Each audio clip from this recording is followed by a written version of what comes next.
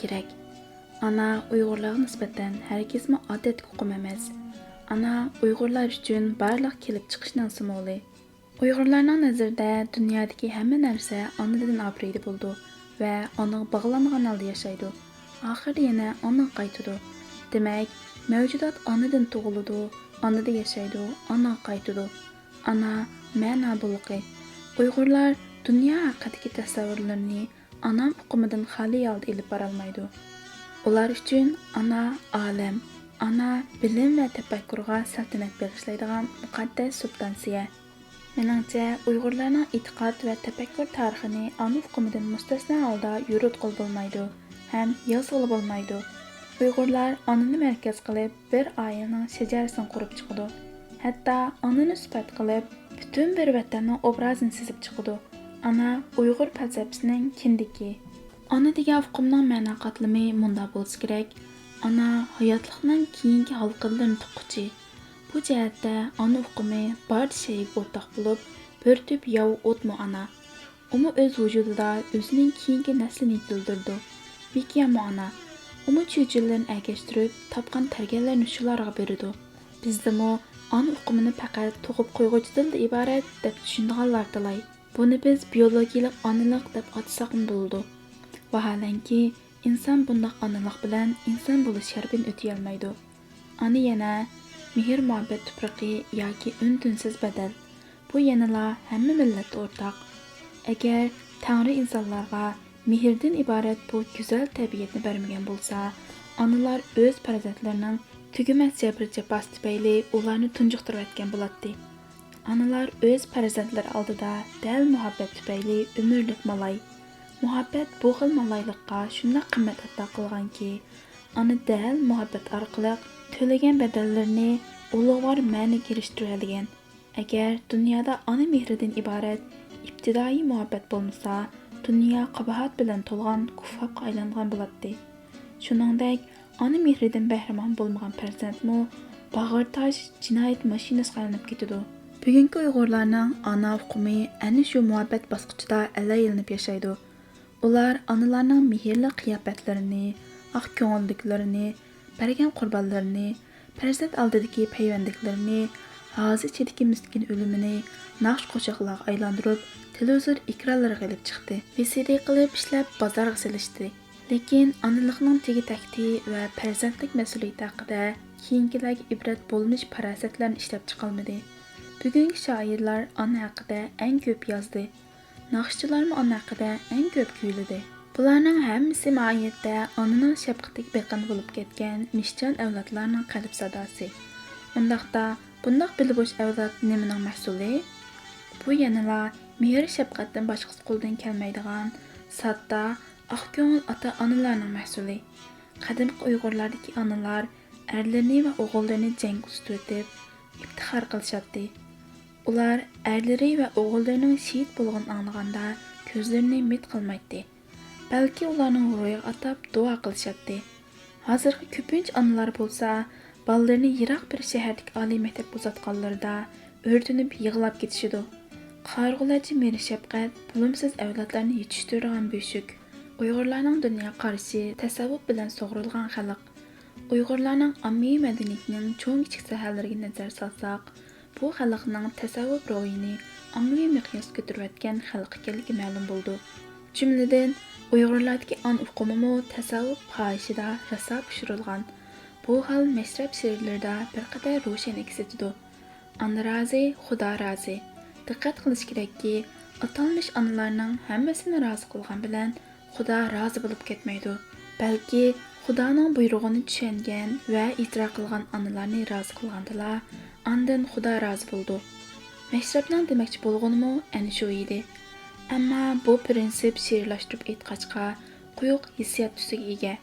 Prinsiplarni hissiyotlashtirish she'riy millatning bir aloyidligi. Tasavvuf mohiyatda she'riy qaynoq. Kuyim onalardagi insoniy sifatning yorqin bir ifodasi. Ammo bugungi Uyg'urlar onalikning o'lchimini kuyim bilan cheklagan va shu doirada talqin qilgan. Ona degan hukmning uchinchi bir ma'nosi bor. Buni onalikning takomil ifodasi deyishkin bo'ldi. Onalik farzandga bo'lgan mehr muhabbatni e'tiqod yuksakligiga ko'tarilgandila pedagogik ma'niga ega bo'ldi. Ana o'z farzandiga ma'lum bir e'tiqodni tushuntirganda va qabul qildira olganda, ularga kuyinganda, e'tiqodini prinsip qila olganda, ularni jazolagandimi, e'tiqodni mizon qila olganda, bundaq ana o'zidagi onalik tabiatini muqaddas pallaga yetkiza oladi. Bundaq chaqda ana o'zidagi insoniy hissiyatning vakolatchisi bo'lib qolmasdan balki o'zidan ustun turadigan muqaddaslikning elchisiga aylangan bo'ldi. Hikoyat: bir ayolning bir o'g'li bor ekan.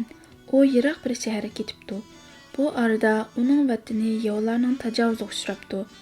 Ayol o'z o'g'lining dirkin qilsa, o'g'lining savdo qilib yurgan ma'lum bo'pti.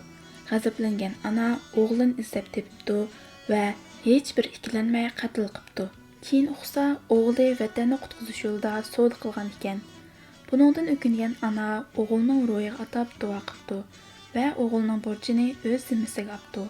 Shoir Abdurahim O'tkirning Ulug' ona haqida cho'chak degan asardimi yovga taslim bo'lib, ularga mallaylik qilgan o'g'ilni o'z qo'li bilan qatl qilgan bir ona tasvirlangan.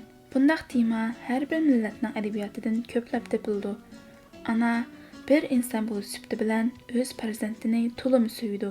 Dunyoda bolasini suymaydigan ona bo'lmasa kerak, lekin bu suyguni shaxsiyatini hal qilgan oliyjanob suyguga aylantirgan onalar hamma yerda uchrayvermaydi. Tumaris onalik fazilatga vakillik qiladigan tarixiy onalarning biri. Kayxisro maslakatlarning vataniga besib kirganda Tumaris o'g'ilni jangga vatidi. Arkasından özü berib Kayxisrovni mag'lub qildi va uning qalbini ilish bilan o'g'lining qisosini oldi. Bunday hayvatlik simonlarni bugungi davr bilan solishtirganda onalarda bo'lishga tegishli ruhning qanday bo'lishi kerakligi haqida qayta o'ylanamiz. Onalarda boturlik bo'lish bilan birga zamonga loyiq farosat, axloqiy chirkinlikka qarshi taqvolik bo'lishi kerak bo'lmoqda. Uyg'urlarda balangni aysang balo qilsan degan gap bor. Vafosiz bolalar analıqni nuqul köyünüş deb tushungan ota-onaning qishida ungan shumbuya. Ati analar va mashhur analarning hammasi onaning otiyligida ba'zida olamcha hikmat bo'ldi. Aslida analarning bir tomchi sut haqqi umrlik vafoga arziydi. Lekin barliq sut emgichilarning ichida faqat insonlar o'z farzandlarini e'tiqod va dunyo qarash bilan tarbiyalashni bildi. Mana bu insonning jafosi va shon-sharafi. Shundoq bo'lg'achqala analıq süt beriş və mehr ata qilishla emas, balki farzandlarni xotirjamsiz muhitda tiz bukmay yashay oladigan qilish. Bolalarimiz madaniyat va dunyo qarashlar ustunlik talashayotgan davrda yashayotdi.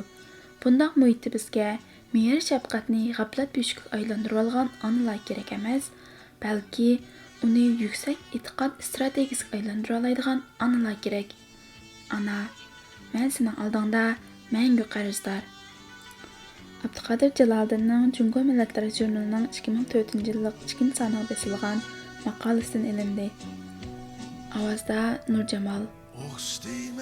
Oxirida barliq jafokesh onalarning onalar bayramini chin ko'nglimdan tabriklayman. Farzandlarning baxtiga umringlar uzun, tininglar salomat bo'lsin. Oxşdiyman Ürkeşligen deryaga Men mihrini Kadirdan ana Ketmeydu köz aldından mening Külüp turgan şiraying ana Her demede Beriysen manga